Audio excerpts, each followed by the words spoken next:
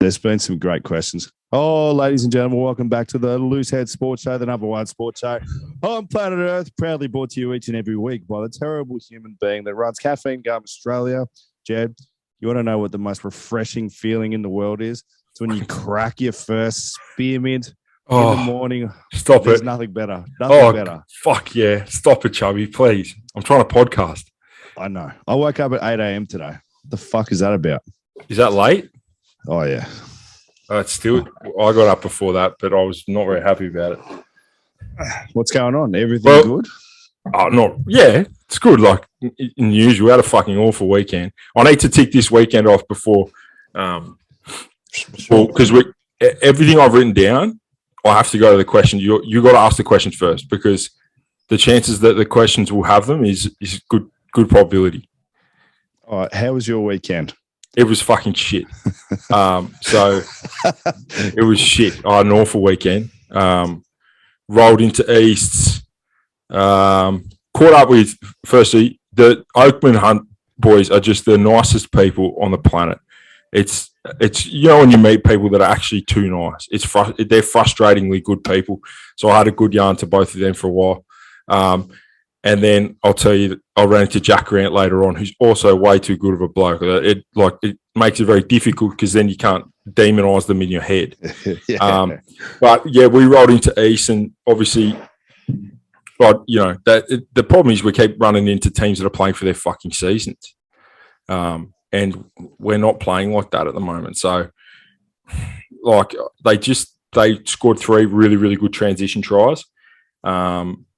And they intercept at the end, but they set piece wise, like we probably got like 7-8 scrum penalties, ran 90% and stole 3 balls. So combine that with ease, like the outcome's fucking amazing. Like they've done amazingly well to take advantage of what they were really good at, which is that transition, just that eyes up football, and also defending. Like they defended sort of 10 or so A zone entries. So they've certainly got a bit of ticker, but it's another slip up for us, which makes things fucking hard. I think I was saying to you offline, obviously Eastwood are one of the clubs that are traditionally up the higher end of the table. So every game you guys play, people are going to be at their best against you guys or close to their best against you guys. So I guess that's just a different sort of challenge that you guys have to face. It's hard with how close the sort of bottom 4 is, or the bottom, to squeeze into the 8. It's pretty tight. I think you can't afford too many more slip ups from any team. No, we've got a crazy run home. So, the reality is our season is we've had some really good wins against good sides. Like beating North St. Cara when they were flying, things like that. But then, great place, Cara, by the way. Yeah, I've heard really good things. No disrespect to some other teams, but Gordon were on a losing streak-ish when we ran into them. We lost to Randwick early. Like games where you really got to put them away for later in the season so that you can afford to have a slip up. So things are getting very tight now. So, it was kudos to East, and they did some really good things around that transition. So I went home sulking, went and was halfway through reviewing the game, and then I decided, fuck that, I'm going to go out and meet my mates in Paddington. Very quiet pub, just watched the end of the Wallabies, hung around for a bit, and then I turned around at one point and there was a massive table of East supporters there. Like all the boys are like Jack Grant, like Charlie Clifton, a few of guys I went to school with, and I was just like, oh no, they've been on the piss for 12 hours. Obviously Jack hasn't, but I went over and I was like, mate, well done, Jack. You were outstanding today. Well done. And he's a really nice dude. And then I obviously just getting heckled by other people. So in good spirit though, it was good natured, but I thought, fuck me, I've made a wrong decision coming to Paddington now. I can't make any right decisions. And how much of a difference does your team winning and losing make to your week? Well, it completely ruins my weekend. And then it makes a massive difference. It honestly makes the biggest fucking difference. From the second the game ends, or actually no, from during the game to the second the game ends, to the review, to like the, you know, a lot of the times, like, you know, you've got selection issues then, and you got, you know, Sunday's gone and time you would have spent maybe trying to progress, like fucking going, yeah, that was mad. Let's add a little something here, a little flair there. You got to go back and address because it wasn't done well. It makes it's to put it simply, my week's ruined. Did you get on the grass much last week? No. Yeah, that's a contributing factor. Well, surely it is, but like I think a lot of teams in Sydney will be dealing with the same thing. And last time we played East, we trained on a tennis court. So okay, so you can't really use that as an excuse. Oh no, there's no excuses. Like I'm not. It's fucking no excuses at all. We're very much looking forward to the fact we got to play dry footy. So, but that leads me to actually no. See, I can't say anymore. I will say because I might touch on one of the areas that'll make me angry. The comp just was just a fucked weekend of footy. Like I fucked in a good way. Like Hunter got up, Parra got up, West Harbour got up. Like it's honestly like every week, like I don't pay any attention to the scores during the game, and obviously someone pulls it up as soon as the game's over, and it's just these days like a lottery. Like I got no fucking idea. Hey, what about the South boys? Had a scrum 10 meters out from the uni line. They thought, you know what, we'll go for a pushover. They're going forward towards the line, get within a couple of meters from the line. The ball slips out the back. There's a little bit of backline play. Someone gets held up over the line. End of the game, and they ended up losing by 6 points. So it could have been a really crazy weekend. That is a crazy weekend. I hate the held up over the line rule. But yeah, it could have been fucking wild. Honestly, I don't think I can talk about anything else because anything else could come into question. So I've got a lot of things to discuss, but it could all be correlated to things that make me angry. Well, that's the whole point of this episode because obviously I had a wonderful weekend. Yeah, Newcastle. Yeah, sorry. That's very rude of me. Your weekend looks fucking lovely. So I'm sorry being so self-centered. Your weekend looked fantastic. Not at all. I've got a lot of feedback on the podcast over my weekend away, and by far and away, people's most enjoyable parts is when you lose the plot and ramp. So I've made a big effort this week to collect material that might actually trigger you, and hopefully we can increase our viewer base, and then eventually start a beer company, and then live happily ever after in some kind of Willy Wonka chocolate factory type situation. That's a long term. That's a long term vision. Lock it in. Well, no, I had a great weekend. So I went up there Thursday. Ended up staying up there till Sunday. I had a lovely time. Commonwealth Hotel. Shout out to the good people there. Stuart, the publican. Great Tooheys Old on tap. I know you're a big Tooheys Old guy. I actually do like Tooheys Old. Yes, go on. Delicious, absolutely delicious. And no, it was good, mate. The boys stood up, and it was one of those games that were dominated by tactical kicking, in my opinion. And the maul ended up being the thing that decided it. So it was good. I had a great time. Boys are great, and I'm really enjoying my time up there. Once again, set you up for a fucking nice weekend. But you're enjoying your time. We discussed offline prior to that as well. So it's good that sort of things are. I don't know. Yeah, I'll tell you what, it's different coaching people that you didn't play. Obviously, you played at Eastwood, I played at South, and then you've gone to a whole new situation, and you've got to kind of reestablish and sort of prove yourself again. So it's been very good for me, and they're great guys. There's a bunch of good forwards there. The coaches are great, and sweet. I'm enjoying it very much, and hopefully it can help the boys shake up the competition for the rest of the year and see what happens. 100%. With that said, let's get me angry. Let's get you angry. You see the Joe Biden clip where he read the teleprompter thing? Where's all the fucking Biden supporters now? Where are you all now, cowards? Hey, that is for those who haven't heard it. He was clearly reading off a teleprompter, and then it said like end of line or something, and he read, obviously meaning to go to the next line. Yeah. And then he read that, and then the next part he had to repeat, and he read the repeat part, not the line twice. Yeah, it is not American. Inflation will not continue. Repeat. Like he's a dinosaur. He's a leader of the free world. Well done, everyone. Okay, some very, very, very heated questions. Oh, shout out to Liam Winton. Had a great time having him listen to me just dribbling, watching the Wallaby game on the weekend. Absolutely great bloke. I don't know if he likes shout outs, but I just keep giving them to him anyway. Okay. Scary player. Very scary player.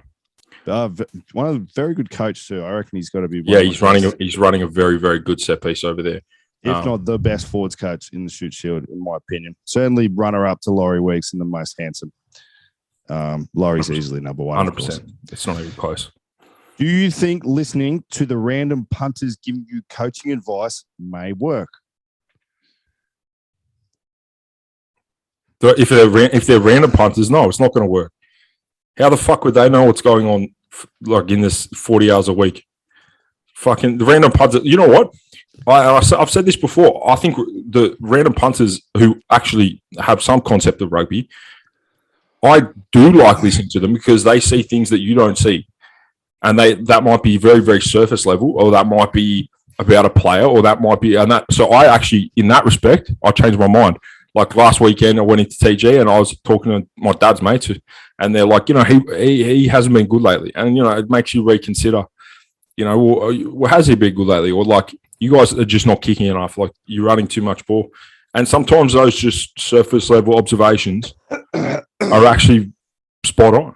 So I really like to get an opinion like that from the sky. I usually get it from my dad, but I don't mind that in terms of just dribbling.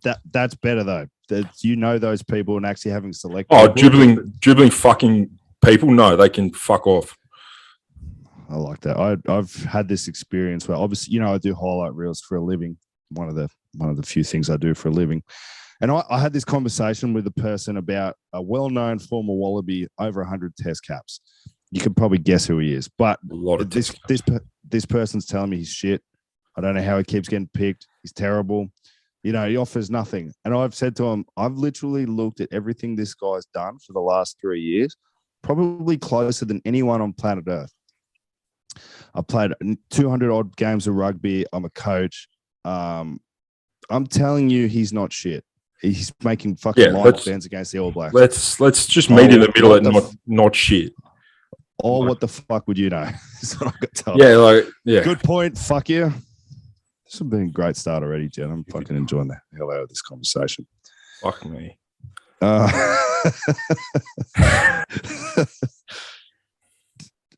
Does Tim Maguire have a valid point regarding his recent Facebook comments? All right, so this is on my list. So this is actually a good story. So,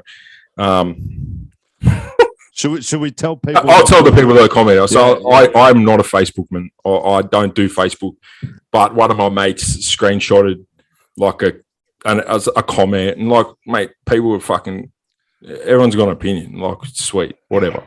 And he screenshotted sent to me after the game. So to that friend, not very helpful because I was trying to fucking focus on not driving off the Harbour Bridge, and you fucking send me that shit. So he's gone, Woods is fucking looking shit, something. The coaches are on shaky ground, or should the coaches not be on shaky ground at this point, etc. Now, the irony of the comment is it's made me think two things. But the first one is I got to tell the story about the guy. So the guy has been supporting Eastwood for like 3 years, right? And he's only affiliated through me. So one day I was going to see my grandfather, who I was very close with, at a retirement home, and I'd see him every Friday. And this bloke, obviously, like your grandparents, like they just talk about their grandkids, and he's like, he was working there, this bloke, and he comes in and he's like, oh, this is my grandson, he plays rugby, blah, blah, blah. And he's like, oh, really? Who for? And he's like, I'm like, oh, Eastwood. He's like, oh, my neighbour supports Eastwood. Oh, mate, I'm going to come to the games. I'm going to start coming to the games. I was, oh, that's good, man. I was like, awesome. Go back next Friday. I see him, hey, mate, how are you? Then he comes into the room 2 minutes later. He's got an Eastwood hat on.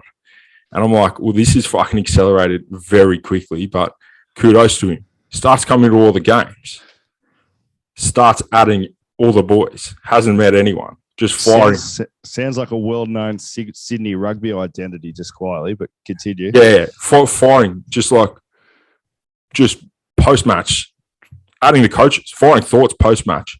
Very, very little rugby background as well. Changes his Instagram to Woods fan.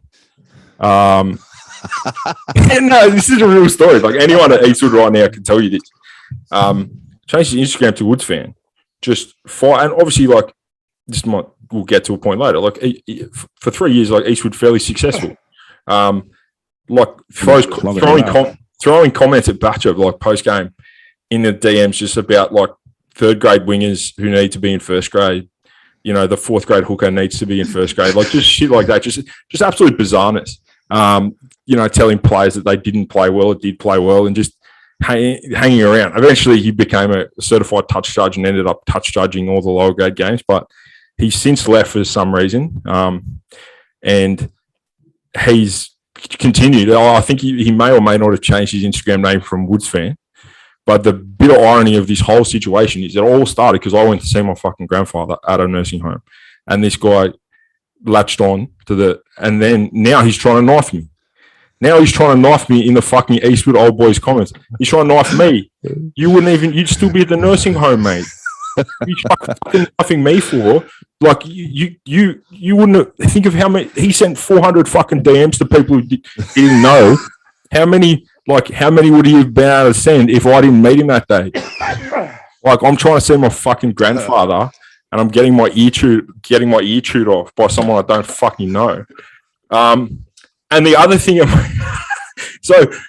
look, on face value, it was very funny because it was like, yeah, sure, shake, whatever. Who gives a fuck? At some point, you're always going to get criticised. I got criticised as a player.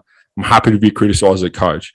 But then knowing with the backstory as well, I was like, this is fucking just insane. But the second thing, and it did make me think, because like he's not the only one who's had thrown some heat around. We have a portion of our fans, and we can maybe talk about this later. They're spoiled. They're fucking spoiled. Like, you're never going to have adversity. Like, we've had grand final 11, 13, 14, 15, 20, never missed the finals, and 4 out of the other 3 were major semis. Spoiled.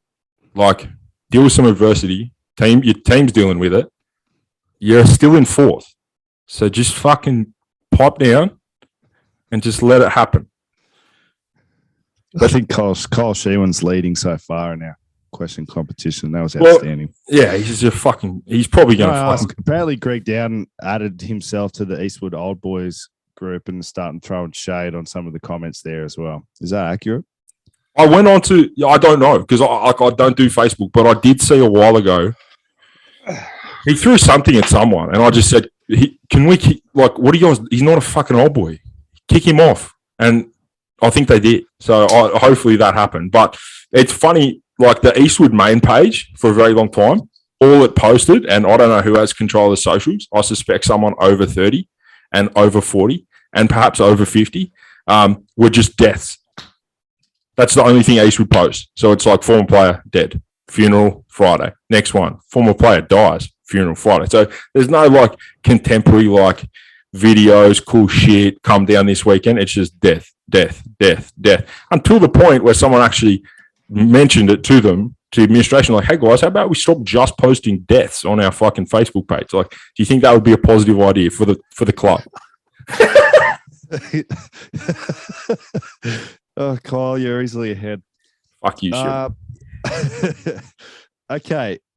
What are your thoughts on Blockade Australia taking over the field at Milner? If Blockade Australia took the field at Milner, I would take arms against them. I would take up arms immediately, and I'm not even laughing. You're laughing. I'm not fucking laughing. Blockade Australia are a fucking absolutely hypnotized group of drug addicts from fucking Byron Bay, and I would grab 2 or 3 of my closest friends. I would round them up, and I would beat them very, very firmly, but in a manner of self-defense. And then I would drag them to change room 1 and fucking throw them in an ice bath, wait for the police, because they are a fucking disgrace of an organisation. I hate them, and they don't cop enough shit. Do you think that, Chubby, do you think people are strapping themselves to shit in Russia or fucking what's another country that doesn't fuck around? South Africa. Like, are people chaining themselves to shit? No, because they just get shot, and then the cars keep going. It's Australia. We're very nice to everyone. You can chain yourself to the Harbour Bridge, and people will just sit there, mate. Anywhere in Asia, anywhere in Africa, that the fucking Mercedes is just accelerating into you. So blockade Australia. You open invite, come to TG Milner. You catch these fucking hands. This is my favourite episode by far. Tom Murphy did well there. That was a good question. I still think Kyle's leading, but that was a very, very good rant. Unbelievable. Okay, this is an interesting. There's multiple questions here. Okay, unpopular opinion. The pre-match refs front row chat is absolutely necessary. No. It's an enormous waste of time. And I don't think I have to agree with you there. It's a huge waste of time. I mean, unless there's been a drastic rule change from the 6 days prior, then I don't. I mean, as you said, a couple of refs listen. I think they probably say the same thing.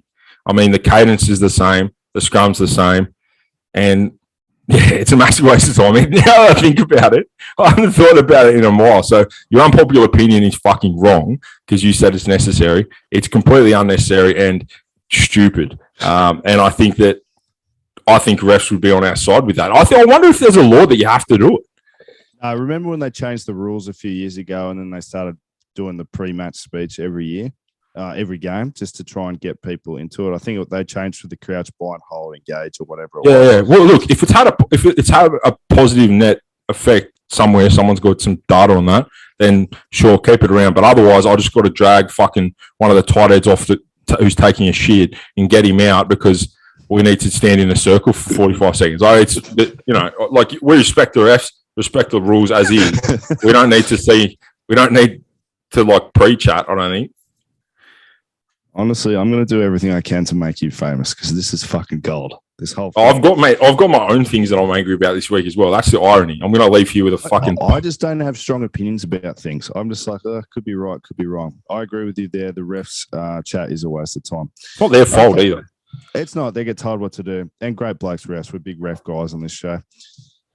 Female athletes deserve equal pay regardless of the revenue they generate. I'm going to say yes, they do, and it should be on the business to increase the revenue of their business. Would you like to say a sentence that makes sense? Because that made no sense, what you just said. I don't mean the premise. I mean, you just said business 3 times in a row and hoped it fucking worked.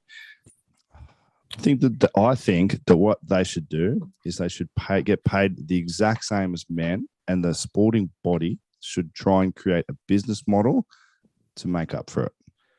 Put it back on them. I think it should be incentivized as it is in, I would say, fucking almost every sport, that they be paid more than their revenue they earn, but equal. I was actually, I don't know who got me on this because I was fucking reading about this the other day with the US women's soccer team.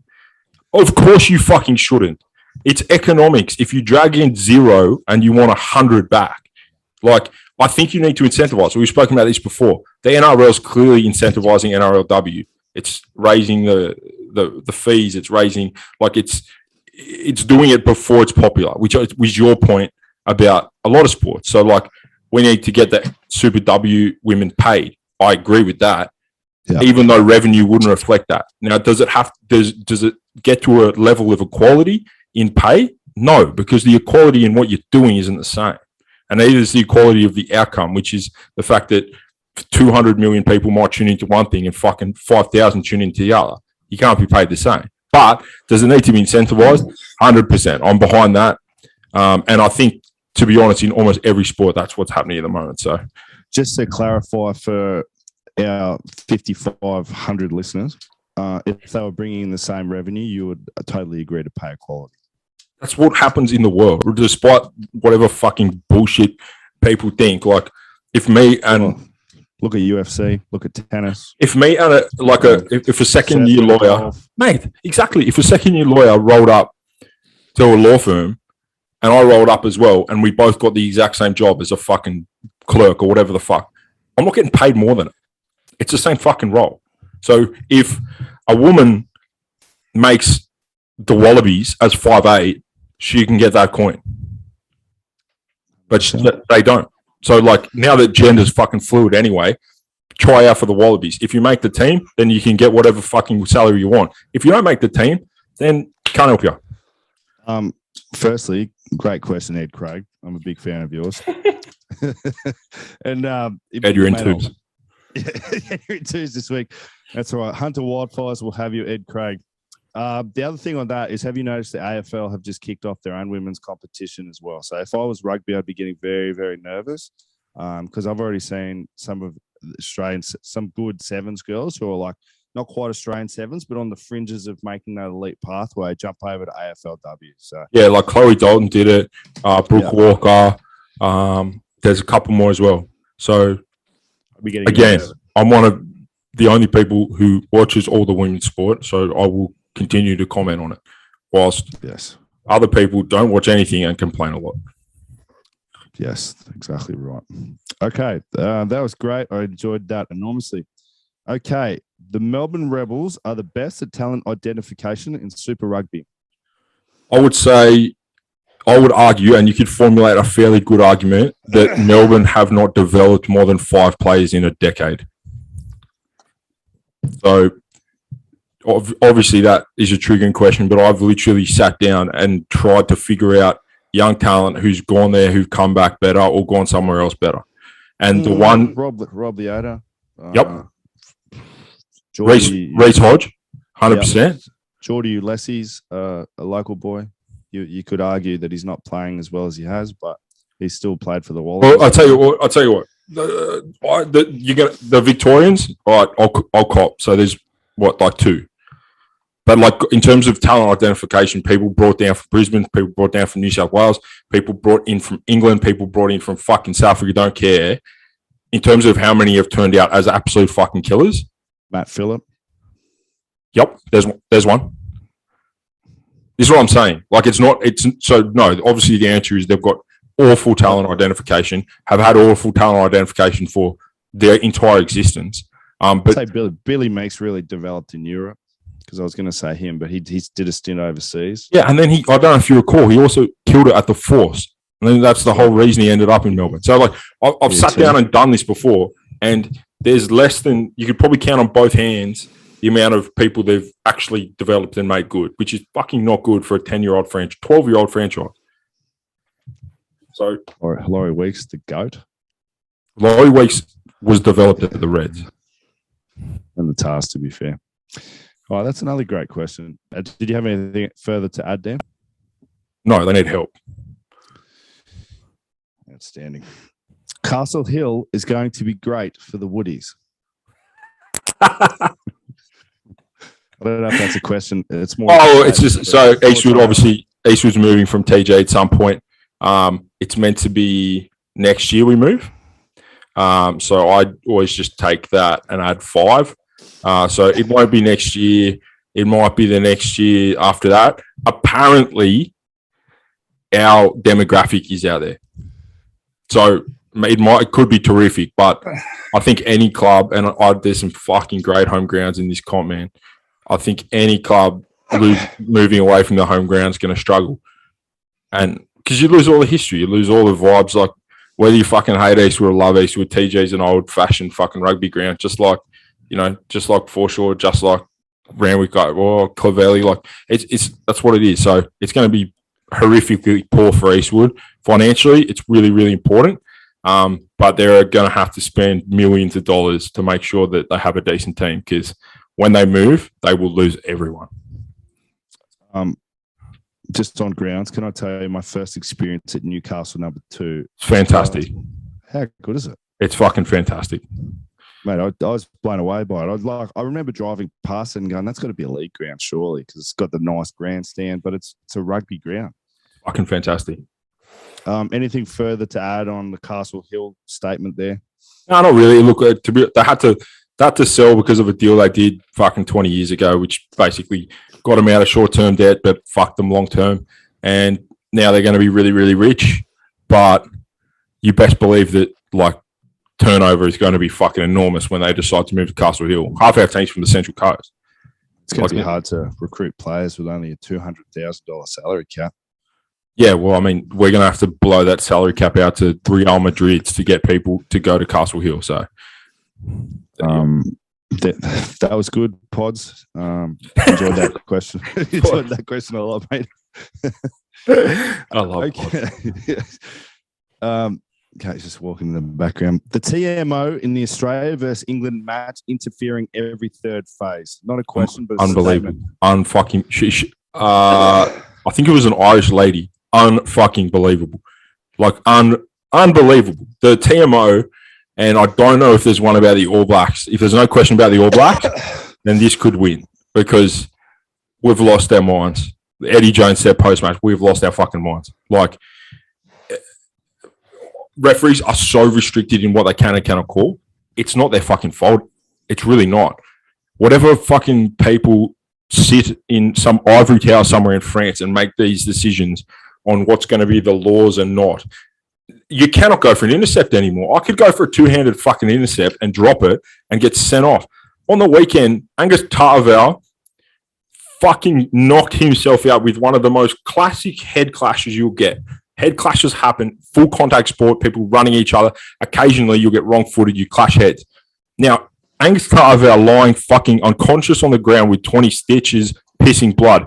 Do you think he went into that tackle like, ooh, I'm really going to do a number here, or he had any degree of carelessness? He's fucking, mate, the bloke probably can't talk anymore. He'll be drinking through, he'll be eating through a fucking thing, a straw for the next fucking 2 months.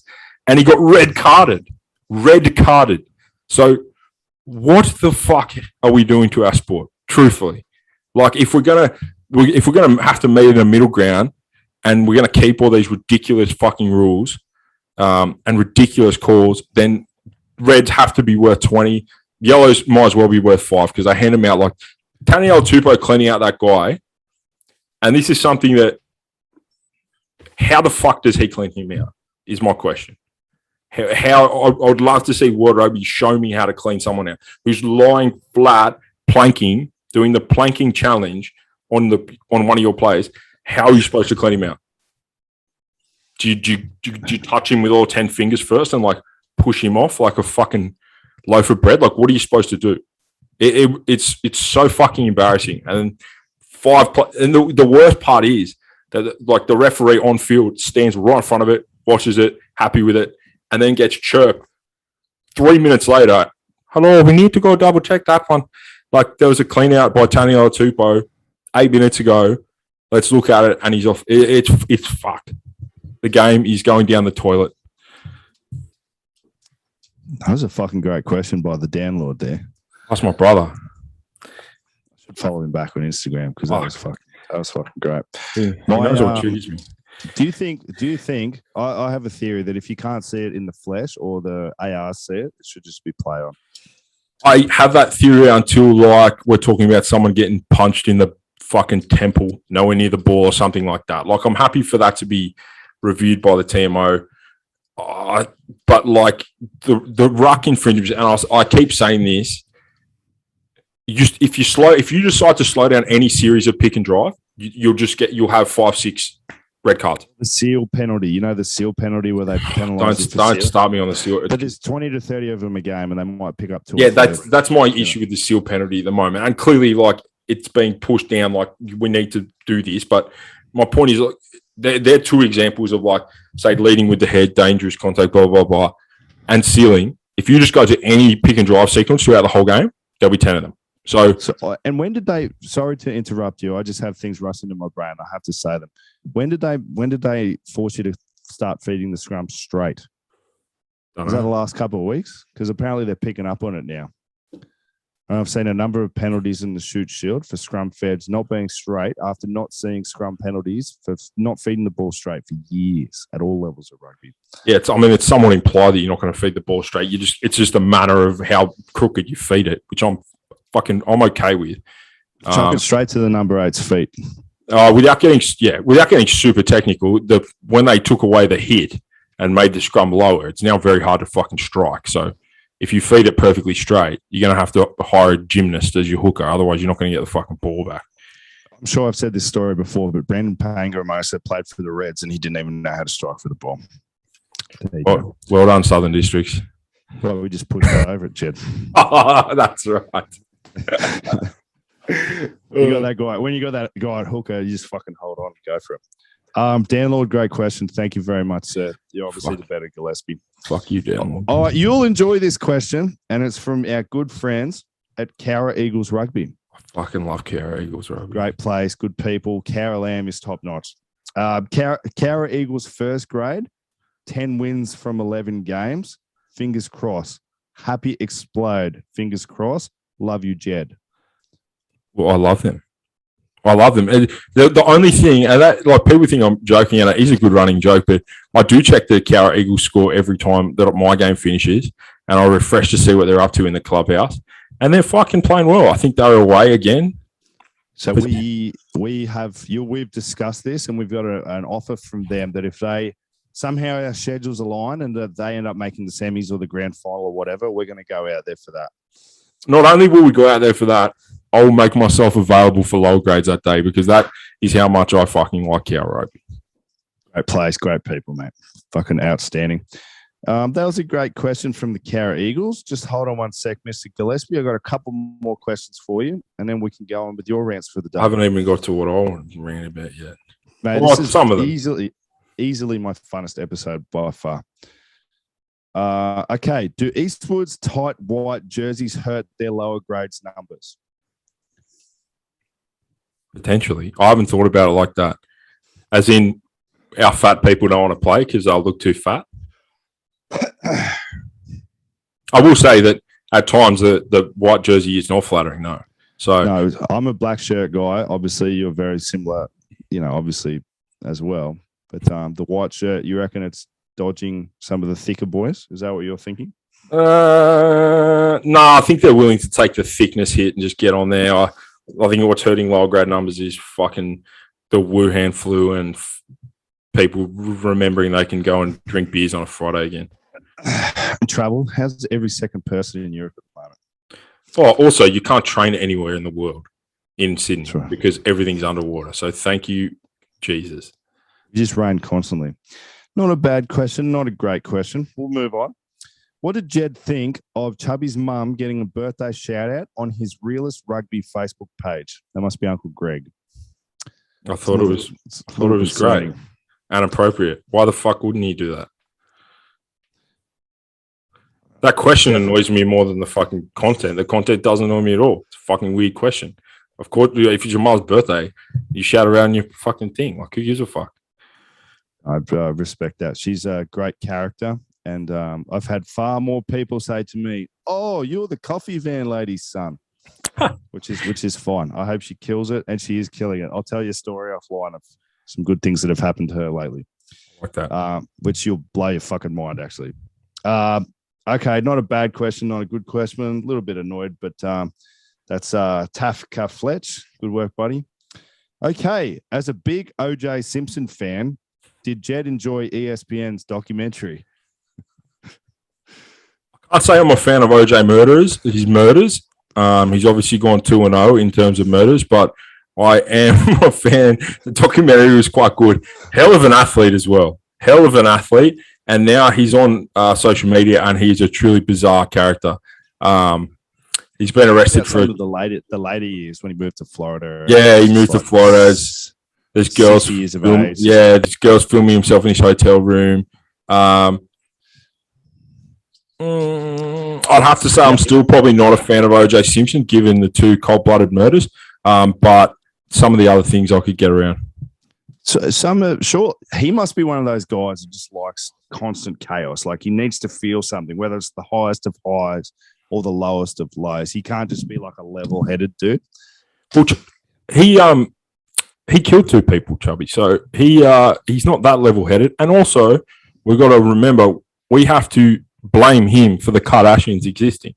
So he foots not only the burden of taking two lives, but he took a whole generation with creating Kim Kardashian, etc. Oh, not a great question from Wandering Bear Sports there, but not a great question.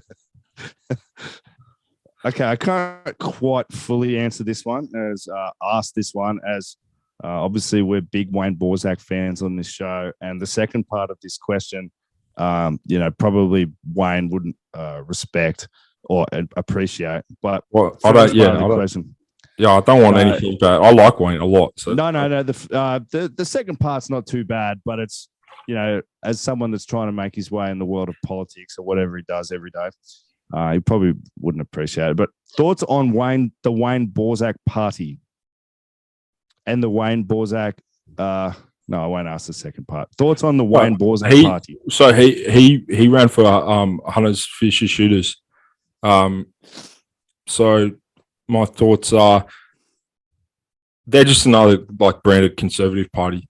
So I mean, you got one. The other like they're equal and opposition is the Greens Party. So I think it's a fairly good party. He interestingly did tell me though that they have a zero policy stance on renewable energy, which is very bizarre. So they've gone the exact opposite of. But they don't like renewable. No, also the Greens are like, we need renewable energy and we need it now. The world is on fire. Then you sort of take away 1-2 coal plants and everyone's bill goes up and they go, whoa, what happened? Whereas on the other side, you've got them who they're like, nah, fuck it, we're not doing any renewable energy. I don't know whether it's out of spite, but that seems like it's probably a touch extreme. I would do it if it becomes like the cheapest option. So my thoughts are, I would have, if Wayne was in my electorate, he would have received my vote, and I may or may not run for them in the future. I'd love that. You and Wayne, that'd be a great president, vice president sort of running party. I'm a Borzak fan, as you know. We'd fucking lock down a podium, no issues, eh? Like no one's squeezing into that podium. Fucking very, very strong. Just get it right side up.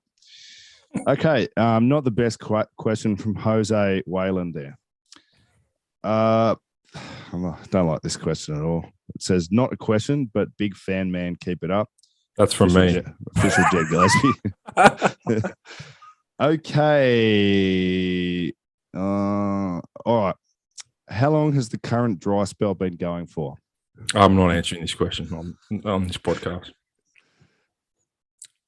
A couple of days, or I'll tell you something. You've been looking outside lately, Chubby? I haven't. I've been stuck in my little world. It's been raining. I've noticed that. It's been raining. So don't you worry. So you've been killing it. Is that what you're saying? I'm not saying anything. I'm saying I'm not answering that question. I look outside and it has been raining. Gentleman never speaks. I have great respect for that. We'll talk offline, obviously. All right. This is one for me. Question for Chubby. Favorite all-time sporting experience? 2015 Australian Barbarians Tour. That was not. I was thinking. Actually, we talk about it every week, but it was the single dumbest thing that Rugby Australia decided to do ever. Was like, right, let's take 30 guys who are probably not going to play professionally or are on their way out or are not quite good enough, and send them to New Zealand with very little responsibilities. I had a great time. Oh, to be fair, it was the best time of my life. We had one of the other props ended up playing for the All Blacks. It's true, actually. Tyrell Lomax did play for the All Blacks. Rodney Iona, Brumbies, Samoa. It's true. There's a bunch of guys ended up playing Super Rugby. Yeah, I mean, they were good players. My point was they weren't like high profile at the time. Like, no, like Tyrell could go out and have a few schooners, and he was disgusted by me, as I'm sure he probably still is. Well, I had to fucking sleep in the living room because one of you two snores like a fucking train. I can't remember if it's you or him. Well, I think it's probably me because 5 or 6 days I'm just red wine and cheese and fucking espresso martinis. And our only night off drinking, we had a fucking cheese and red wine night in our room. No, it wasn't a night off drinking. Your memory's fucking... Your memory's shaky. It was a day off from training. We had nothing to do. So we thought, you know what? Let's have a red wine and cheese party. And I got refused service in the supermarket. Oh, so did I. So did I. That's right. New Zealand. That's one thing I'll hold against you forever. The fact that I was 24 or 25. Chubby would have been 34, 35. We both looked awful, and we couldn't use our fucking passports. Like what? How do people get drunk over there? Like Lord knows, anyone in fucking Palmerston North over the age of 11 is drinking schooners after 3 o'clock. Let alone, and we're over there. I swear it's because we're Australian.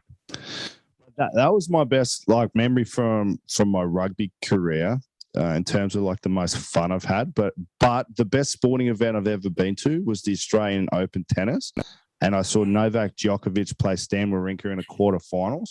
It was a 5-setter. Went to a tiebreaker in the 5th. Unbelievable experience. I really, really enjoyed that. So that was probably up there. I went to the UFC when I was in Sydney. Loved it. Yep, that's good. What about you? What's your best sporting experience? I've been to the MCG 3 times to watch the AFL, and I've made it a cumulative 2.5 quarters. 2.5 quarters I made it. I made it to half time only because I paid for the tickets and thought I should. Fucking AFL supporters are the worst supporters. At least leagueies are entertaining. They're rough around the edges. And there's people are passing cocaine around the ground. Yeah, they hit their kids and they fucking get arrested. Around, fuck you. Firston. But yeah, I had a great time at the league. Incredible time. AFL, some of the weird fucking supporters yelling abuse in front of children and dressed in tracksuits. Who have you got to be at a sporting event, right? And this happens at the AFL all the time. So, I'm sitting in row 20, and the guy in row 14 that morning woke up and he's like, I'm going to bring a 50-foot flag to this game. So, you sit down, and some fucking Essendon Bombers guy pulls out a flag that's longer than your fucking house and just starts flying it. So, I don't... You too. What the fuck? You don't get to see... It's like sitting behind Shaquille O'Neal at a fucking... at the ballet, you can't see a single thing. So, yeah, that didn't answer the question at all. But I didn't enjoy the AFL. But what's your favourite then? Not your least favourite. What's your favourite? Obviously, winning Shoot Shield a few times would have been pretty good. Honestly, I don't like going to live events that much because you got to get people. I don't like people. No, you got to get a train or a bus or a fucking something, and then you got to pay $30 for a Diet Coke. And also, you can see if you actually love the game. So I'm probably only doing Union. I want to see the game properly. So if I'm sitting fucking on 122, I'm not going to see what's happening at the other 22. I'm sure if I went to a World Cup final or something like that, it'd be great. One of my best ones was going to an AHL game in America, hockey, the one under the one under NHL. Fucking $2 beers and people fight, and it was awesome. That's awesome. I got to admit, the Super Rugby Grand Final was awesome. That was a great time.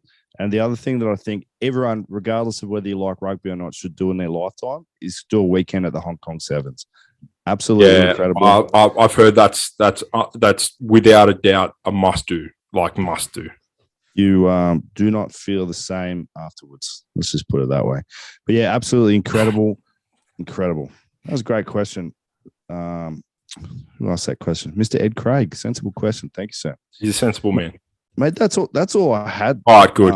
For you. So I'm not done yet. Do you want to take it away from here? You want to, mate, I'm honestly enjoying this so much. Just fucking, you go.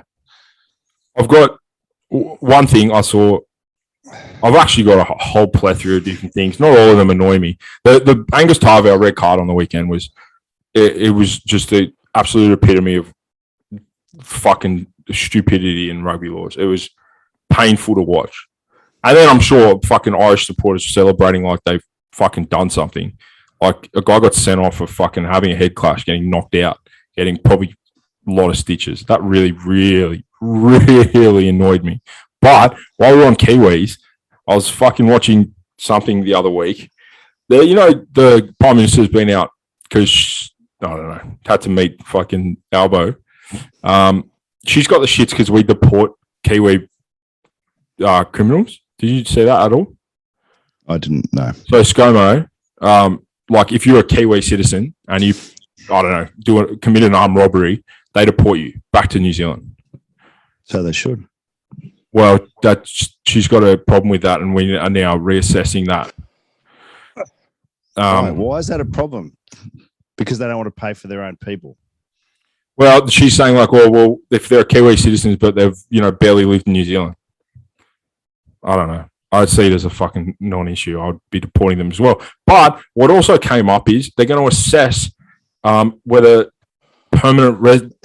New Zealand only permanent residents should have voting rights in Australia. And I was like, what the fuck are you talking about?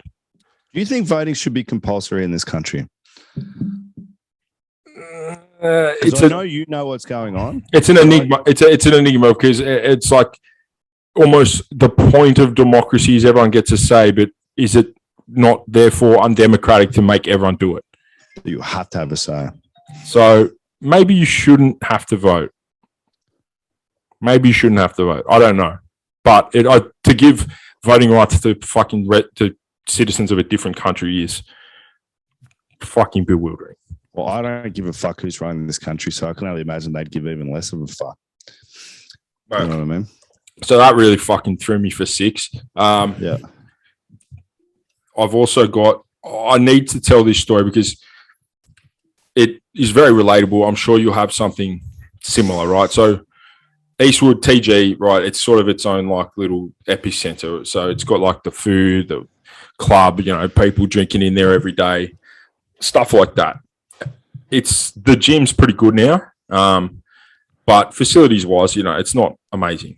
And I suppose the challenge of all clubs in our comp is to be as professional as you can, I think. And that's where it's gone the last 5 years. We've gone away from just get the best team, roll up 2 nights a week to like as professional as you can, treat it professionally, train professionally, expect professional outcomes sort of thing. And a lot of guys will play professionally. So we're setting up last night in our change room, which we do bit of review, bit of preview, that sort of thing. Got the boys in there. There's a bit of steam coming from it's sort of connected to, obviously, to the showers. It's a change room. Like, we don't have a fucking cinema. Bit of steam coming from the showers. A homeless man showering in our showers. At Milner. Correct. Wow. So we're, obviously a fair few hours have gone into this prep. The boys are all here on a Monday, 5 of them, from the Central Coast. Do you not lock your there is a completely naked, soaked up, homeless man showering in our showers. To which point I was going to give him the tap on the shoulder, and I did. 2 or 3 of our players went in to go to the toilet, only to come out very confused that a 65-year-old homeless man is fully nude and staring at them. So just the unique environment in which we play and coach rugby, being the shoot, where you can have some elements that are flying, and you can have you can have a naked homeless guy who lives at Milner, pretty much. Actually, it's not the first time I've seen him, but like he needs to start picking his shower times better, because that's the second time we've gone in for a meeting and he's been absolutely starkers. So that was last night. Second time. Yeah, I've seen him all the time, but he drives his car in when the gate's open. So why doesn't he just? Oh, so he lives in his car, but he just showers there, basically. Yeah. Is that right? Okay. Yeah, but he's got to stop showering at 6, because that's when we're doing our review. So if for some reason he does manage to download this podcast, mate, just move it to 5:45. We're not going to have an issue. But it's just like you're trying to run a professional setup, and then you've got a naked 65-year-old homeless man in the corner of your room. That's outstanding. I love that. Is he a good bloke at least? Kinda. Like I feel for him. The fact that I'm glad he can shower in hindsight, but I don't want him nude near my players, which I don't think is too much to ask. James Whalen would not be able to control himself. Absolutely degenerate. No, it's very funny. I literally looked at Bash. I was like, Bash, you want me to tell the old mate to sort of maybe end the shower, wrap it up pretty soon? And he's like, I suppose, like, what? This is not in the coaching manual. This is not. They do not teach you at the level 2. What if homeless man in shower? The things that head coaches have to go through. We should try and get some of them on here, because the more and more I think about it, the more and more I just like being a forwards coach. Yeah, I'm exactly the same. Like currently, Ben's driving around Sydney trying to find somewhere for us to train tonight. So I think he's done it, but it's an absolute nightmare. Wait, general manager does that. I don't know. I don't know how things are divided. Don't you fucking poke me either, you motherfucker. But yeah, there's a few ghosts of, I call them the ghosts of Milner, but there's a few people who are just there every day doing the same thing. He's one of them. I kind of like the breakup of the routine. So, I appreciate that. Keep showering at Milner all the time. Thank you, sir. There's another dude who hangs out on the top oval during the day, and I run into him occasionally, and he's like he's like 75. He used to be a hairdresser, and he goes, what's your name? I go, Jade Gillespie. He goes, I know Gillespie. I said, yeah, it's my dad. And he goes, like he still thinks it's 1980. So I don't know whether he's got like something in his brain but he's like, how's so-and-so going? I'm like, so-and-so? He played for the Wallabies in the late 70s. And he's like, He's been dead for 5 years. Yeah. So during COVID, actually, I shouldn't say that. Not during COVID. Obviously, it'd be dead. I'd go up there every day, and the same 4 or 5 people are just doing their routine. They're just ghosts. So very strange setup, but like that's just what semi-professional rugby is, I suppose. Can you believe that we shut the world down for 2 years? No, and they're trying to fucking do it again. I'm not doing it. Mandates. Did you see that? Mask mandates. They're not mandating it, but they're recommending that you wear masks again. I don't want to. And you know what? I was just listening. How many fucking times am I going to have to get vaccinated? Honestly, how many fucking times? How many times have you been vaccinated? I've only done the 2. I'm not doing the third one. I've done the 2 as well, and I copped an absolute smattering from the actual flu itself. Like I don't want to go. I don't want to do 3. I'm not doing the 3rd unless it stops me from traveling or going to the pub. Yeah. Okay. No, wait. I'm not done yet, and I've got to go through. Sorry. Okay. Here's one for you. Obviously, I go after the ball, high ball, jump in the air. You come through, tackle me in the air. Illegal, correct? Yes. Unless I'm competing for it. But if I literally just tackle you, then yes. No, but if you're competing for it and you put me and I'm higher than you, yes. Yeah, How many? You'd have to see it. If there's a guy running flat on the ground and a guy jumping for the ball, definitely a penalty. Yes. Yeah, correct. Or a yellow or a red. A penalty at minimum. Yes. All right. So here's my thing. What happens if you're at outside center and your fly half throws you and you jump for it, and then I tackle you in the air? Well, yeah, exactly. It's a penalty, right? I've seen it given a penalty. Yeah, yeah. Why can't I run and just jump all the way down the field? Mate, I'm being dead serious. Left field coaching, just jump. Well, it happened on the weekend. I can't remember which way it went. I'm not saying it. Why can't you just hold someone in a line out, walk sideways until you get to the try line? Yeah, exactly. But it happened in the respect that a bouncing ball from a line out or something, and the guy jumped up and someone sort of tackled him. He was not very high in the air. That's tackled in the air. And every time it happens, I think, well, I'm just going to jump into contact. Absolutely. I like the things that annoy you. That's fucking fantastic. Yeah, that really, really annoyed me. The other thing I had was sealing off, but I'm not going to do it because it's going to annoy me too much. I have 2 things. One, a good-natured story. A friend of mine went out to Armidale to do a little rugby camp for a little Christian school, and Brad Thorne turned up. That's awesome. For 3 days. Just randomly? I don't know whether they extended the invite to him or I don't know. But my mate said he turned up for 3 days with his 3 sons, and they just did the camp and did dinners and just did everything that was there. And they sort of went around the circle at the start. And obviously, if my mate was at the camp, the standards can't be that high of coaching ability. And they would you sort of introduce yourself, and he just sort of was like, "Oh, I'm Brad, and I like to play rugby," that sort of thing, rather than I'm Brad, I'm the fucking greatest cross-code athlete of all time. Fucking earth. What a legend that guy is. So I was bewildered by that. I thought it was outstanding. Well, if you're going on holidays, you don't go to Armidale, or Tamworth, wherever it was. Full respect to the people that live out there, though, but I'm not going there. Where'd you say it was? Tamworth? No, Armidale. Armidale. Have you ever been to Armidale? Yes, I liked it. Yeah, you would because it's quiet and boring. No, it's got pubs and it's just like every other country town except Cowra because Cowra's way better, but it's just the same as all the other ones. Cowra is awesome. That is good. Good news story. Did I tell you about the podcast I did with BPA? Oh. So I did a podcast with BPA and I'm like, what's Brad Thorne like as a coach? Thinking that would be something that people would find interesting. And he said he absolutely sucked to start with. And I think his words were he was a dickhead or something to start with. But he's learned as he's gone and now he's absolutely outstanding. That's interesting. Those were his words. Like he changed, he learned, and he's become an outstanding coach. And I had to delete it. Yeah. Well, you just said it then, though. So does that not defeat the purpose of deleting it? No. I don't know. I'm not editing this podcast, so I'm sorry, BPA. I hope you're having a great time. Yeah. Probably still celebrating his top 14 win. Yeah, he's still fucking doing the Dougie somewhere. One of the things I'm not deleting that. Yeah, one of the things I saw last week as well was 3 guys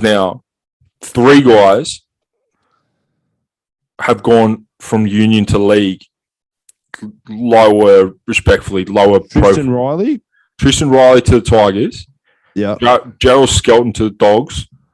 Ooh. And Lockie Miller at Cronulla, who's played.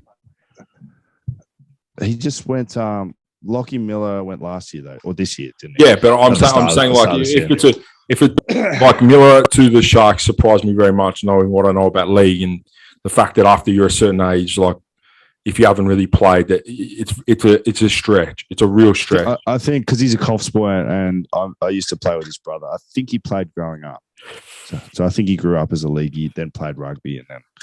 So look, he's done really well. He's done like to make his debut. He made his debut, which is like that's not easy. Trust me. If you're a good player, like you play cup every week. So making his debut, he's done incredibly well. But like the other 2 came absolutely out of the blue for me. I think maybe attitudes are changing. So that's not good for Union because one thing Union's always had in their favour is the fact that league recruitment, and I was sort of in and around it for a while, are very picky about it. Like I would show them guys who were playing Super Rugby or Shoot Shield or like Super Rugby and Shoot Shield, let's say, and very, very good players. And they would go, nah, he's 23. He's not going to be able to fit in the system. Like, but if they saw you in a league team, to say you were 23 and they signed you to go play whatever the lower division is, if you proved yourself there, they'd be likely to keep you. Is that how that worked? Yeah, but like if, say, like I had a guy on 70 at the Tars and I wanted to get him across to the Tigers would not pay him 70. Now, if he was 18 years old, they get him because they can put him in systems. We play flag. He gets used to running spine, passing only one way. But like anyone, like I remember showing them a few guys who had played a lot of Super Rugby and weren't that old, and they were just like, nah, it's too late. So these guys aren't exactly old, but they're long time out of systems if they have been in system. That's not good for Union, because if these guys go even half decent, the trends will be that they start taking more of these guys who are cusp level shoot shield players and putting them in their sort of 30, 35s. And that's not good because, as I said, they got way more money. There's way more teams. It's going to hurt. It's going to hurt depth bad. I'll look at that as another breeding ground for them. Well, they can just... It stops the race. Unfortunately, Union, what it had in its favour is if you win the race to them at 18 and you get them at 18, unless they're Joseph Sawali or like a 1 in a million player, then you've got them because league won't touch them after that because it's too late. They've already lost 2 years of 20s. They've been playing Union. It's too late. Now that it's not too late anymore, the race is never going to stop. So, like, if you're a 21-year-old who's a decent footballer, like, they might pick you up. Like, Joel Skelton and Tristan Riley. Like, Tristan Riley's maybe got, 1 cap for the Tars? 2? Something like that. He's played a few games. Yeah, look, he's a very, very fast guy. Like, he's played a little bit of league. He played Hal Mats or something. Joel Skelton hasn't played Super Rugby. Couldn't crack it in Melbourne. Pretty sure he has. Yeah, I did his highlights reel. Pretty sure he has. Yeah, Really? think Lots? so. A couple games. No. Would he be in a super contract at the moment if he didn't get picked up? Probably not. Doubtful. So like guys with like, let's say sub 10 games, but games for Super Rugby both just being picked up by NRL teams. That to me says great for young guys coming up, but bad for Union. Because if Union can take all these cusp guys, League can take them, then we're in big trouble. It's another interesting thing for you. I was having a chat with the coaches in the MLR today, and he said that the first place they look for recruits is the Shute Shield. So obviously that's becoming a breeding ground or a recruitment ground, whatever you want to say, for the rugby over there as well. Yeah, well, I mean, a lot of teams will look here first. Sorry to cut you off. A lot of teams will look here first because after the Minor Team Cup, if they look there, a lot of their players are hanging on for Super Rugby caps, spots. Yep. So by the time their fates are decided, they really need you over there for Major League, or they snap them up late or something. But I thought that was interesting as well. So if you play well in the Shute Shield, Major League clubs are looking at you.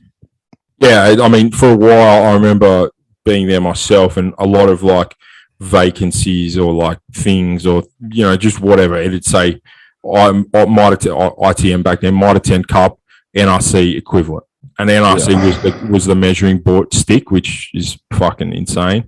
But Shute Shield sort of a measuring stick now, which is good. So you can be a guy who has exclusively played Shute Shield and pick up a contract overseas.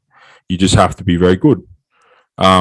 Which is, it's a little bonus incentive for anyone playing week in, week out. Like if you're a very, very good player in the Shute Shield and you get no love from Super Rugby, which is very fucking possible, you can go to fucking, I don't know, LA, or you can go to like most of those guys who went like with DC, like Harrison Goddard played one cap. He didn't have a contract at the time.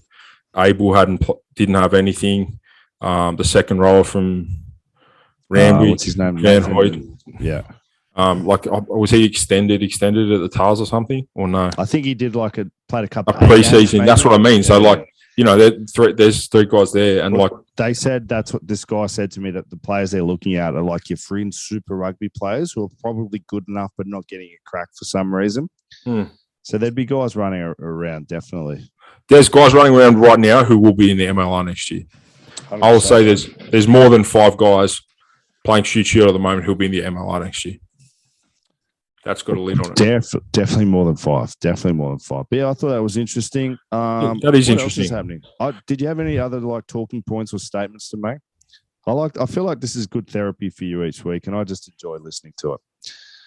My last note is Eastwood Homeless Man. TMO I've written. So I write notes throughout the week on things that infuriate. No, or I find interesting.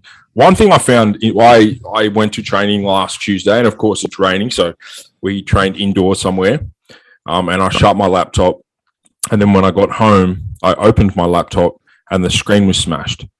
And I thought... Did you take it out with you, or was it just... No, I left it on the lounge, so I thought, has someone broken into my house, realised that there's nothing valuable, and as a punishment, smashed my laptop for wasting their time? I don't know. There's a conspiracy theory, like Apple have something within the computer to explode it, like Mission Impossible, maybe. But I had to go get a new MacBook, which is not good news for me financially. But it's infuriating. You can I sound like my fucking grandparents now, like with the shit they have. I can't believe you can just sit one Mac next to another and it just takes all the files. And all the software, everything. Here's something for you, Jed. That's fucking ridiculous. If I do copy on my phone, I can paste on my iPad. I think I can do that now as well. You would be able to. That is fucking stupid. So why do I have to still have cords for anything? If I can do that. I was thinking this today. When you were a 5-year-old boy, would you ever go, I'm going to pay for things with my phone? No, I mean... You know how you could just do the fucking click thing and just tap it with your phone? Yeah. I mean, I don't know how you grew up, Tubby. When I was 5, I wasn't paying for anything. My parents were paying for... nothing's changed. No, but you know what I mean. Like that's how much society's involved. Yeah, I do. I do remember. Hungry, you can press an app on your phone and it will deliver straight to you. I've never done that, but I'll take your word for it. I do remember that when like Apple Pay sort of thing came out, and like a few of my fancier friends had it, and I just remember fucking wank. Like, why the I fuck? only got it last year because I thought I'll just use my card. Oh, I don't. What now? I haven't had a wallet for like 7 months, but I don't need where one. my bank cards. Yeah, you don't need a driver's license or a bank card anymore because it's all on your Well, phone. the downside of that is someone does have my bank card, but the upside is they're not using it because there's no money in it. So whoever has it, enjoy it. You can sell the leather. Shout out to Hugh Roach there. Actually, Hugh Roach in Sydney. I'd like to get him live on the pod if we could at some point. He'll do it. He'll do it. He's a big Jed Gillespie fan. I thought there was going to be a but to that, but you just he's in. Oh, he'll do it. He's a big fan of the pod. He's in. We're a big fan of that guy on this program. Hugh, open invitation. I know you're listening, mate. This has been a great episode. Yeah, it's been very interesting. So, well, who do we Kyle Sheehan wins, I believe. Yeah, the thing about Kyle Sheehan is he doesn't get a lot of wins in his life. So for him to win anything, I think is a credit to him. He certainly knew. Actually, you know what? He was the one who sent me the screenshot. So he's just set this whole fucking thing up in the inception. This is inception because he sent it to me after the game, and I thought, don't send me that. I'm already angry. And then he asked the question. So he's completely fucked me to get himself a T-shirt. I'm not sure you own that. Well, we don't have to give it to him. Like, you don't have to honor your promises. No, I do want to honor it, but you watch, he'll sell it. He's a tight ass. He'll sell it. Is he? So I'll sell it.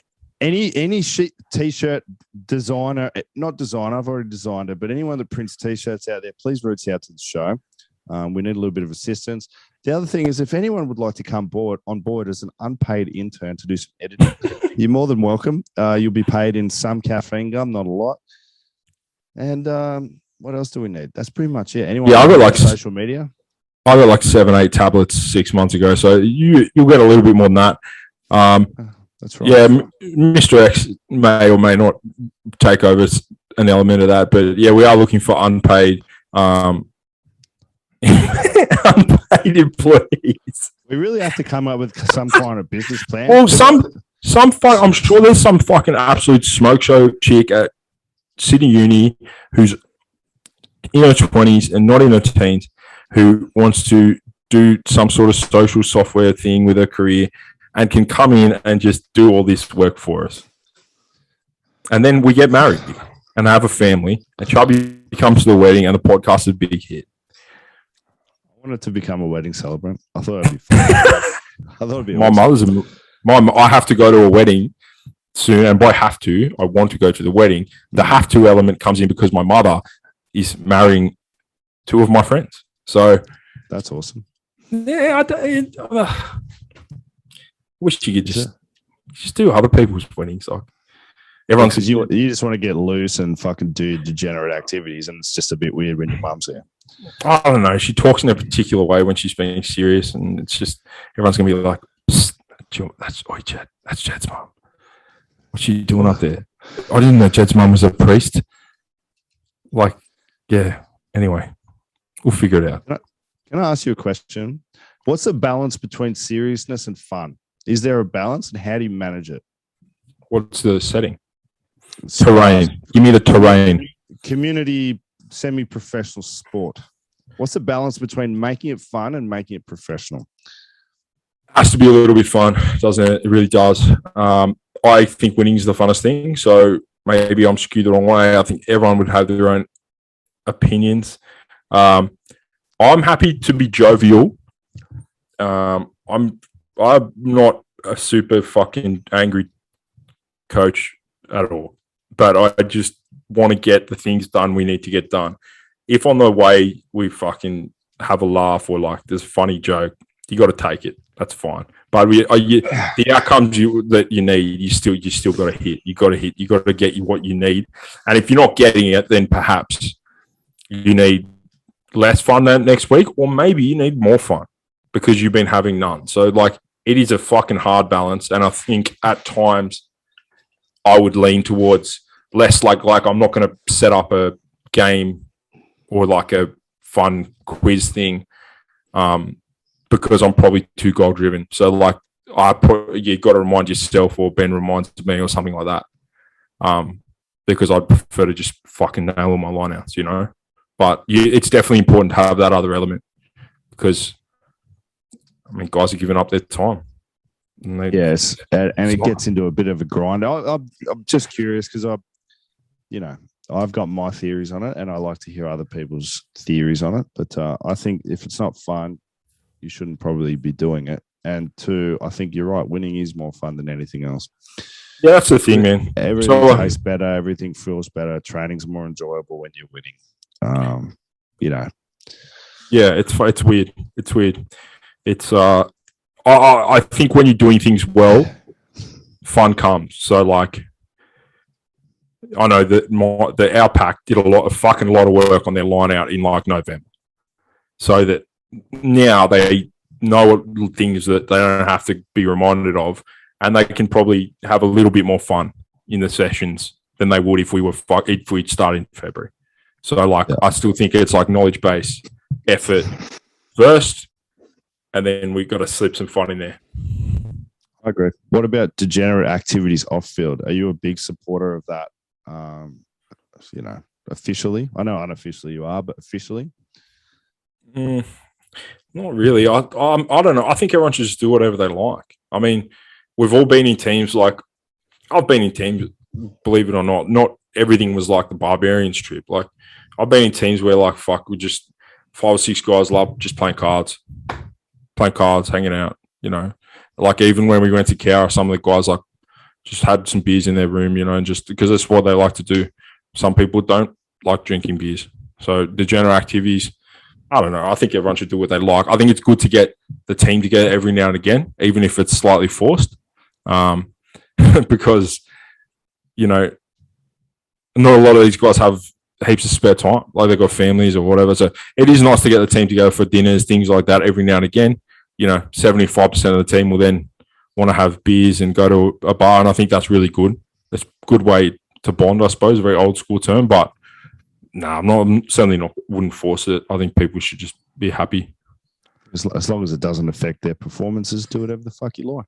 Yeah, I mean, we're in a unique position where I don't think anyone in our team's going out midweek or fucking doing anything that I used to. Too fucking expensive in Sydney at the moment. Well, I did. Myself, Joe Barry, Tom Hill went out every Wednesday for the entire 2014. And so that in no way indicates, like, that doesn't represent success. Even though you won. Exactly. So, like, that's just not fair. But, well, actually, Tom Hill made his debut for Hong Kong on the weekend. So they're one of my countrymen. How good? Hong Kong holla, city of squalor. They're playing Tonga on the Gold Coast. We should go to that. It's a slight step up from fucking Chinese Taipei or whoever the fuck they played last week. Korea. A lot of professional rugby players come out of Korea. Actually, I read online that North Korea won that 100-0. Was that true? I don't know. You're obviously a big fan of North Korea, and I'm actually fascinated by North Korea. And as to no surprise, yeah, I've done it, completed it, rabbit hole. Done it. Awesome. I've done the. Me and Mr. X actually looked at travel plan trips, and we thought about it. We're still thinking about it. It's just there's some dodgy shit. Like if you fucking take a photo or do something bad in a hotel room, which you and Mr. X definitely would do, then they'll get you and arrest you.